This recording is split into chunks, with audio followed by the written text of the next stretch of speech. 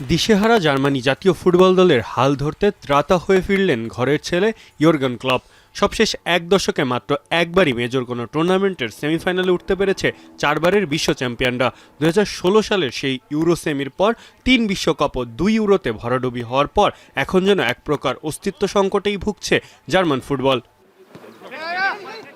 শুধু খারাপ পারফরমেন্সই নয়, জার্মানরা যেন হারিয়ে ফেলেছে তাদের বিখ্যাত নির্দয় যান্ত্রিক ফুটবলের দর্শনটাই। তাই তো জার্মান ফুটবল অ্যাসোসিয়েশনের সভাপতি জানালেন, যাদের আভিজাত্য ও ঐতিহ্য ফেরাতে ডাইমানশাফটদের প্রথম পছন্দই ছিল ক্লপ।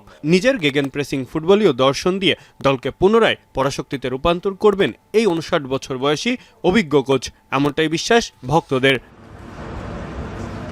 আমি ভরসা রাখি হিরন স্মার্ট ওয়াটার পিউরিফায়ারে।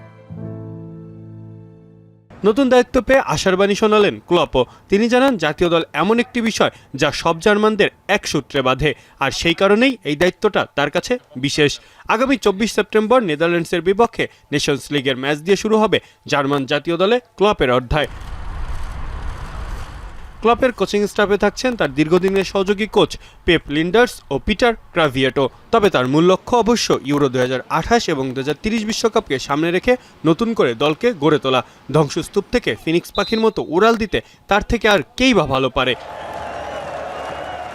ক্লাব ফুটবলে ক্লপের অভিজ্ঞতা ঈর্ষণীয়।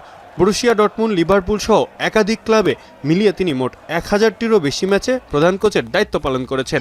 ডর্টমুন্ডকে 2টি বুন্দেসলিগা শিরোপা এবং লিভারপুলকে প্রিমিয়ার লিগ, চ্যাম্পিয়ন্স লিগ সহ 6টি বড় ট্রফিও জিতিয়েছেন। এবার সেই সফল কোচের কাঁধেই পড়ল জার্মান ফুটবলের হারানো গৌরব ফিরিয়ে আনার দায়িত্ব।